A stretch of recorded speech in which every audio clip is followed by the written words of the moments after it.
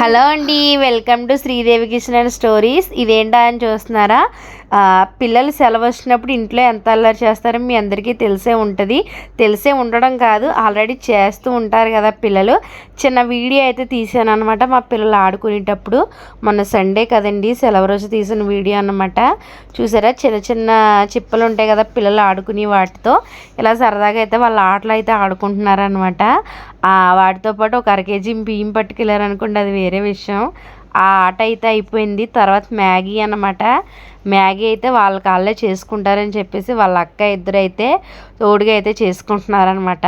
వాళ్ళ పెద్దక్క కూడా కలిసి ముగ్గురు అయితే వంట స్టార్ట్ చేశారండి. వాళ్ళ పెద్దక్క అయితే కనిపించలేదు, అంటే మా అక్కగారు వాళ్ళ అమ్మాయి అన్నమాట. చూసారా, మ్యాగీ అంటే పిల్లలకి చాలా పిచ్చండి.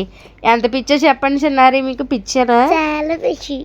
చాలా 100% అనమాట పిల్లలకి. చూసారా, ఈ సండే వచ్చిందంటే కాదండి, హాలిడే వచ్చిందంటే కూడా భయం వేస్తుంది అనమాట. ఈ పిల్లలతో అంతలా ఉంటుంది.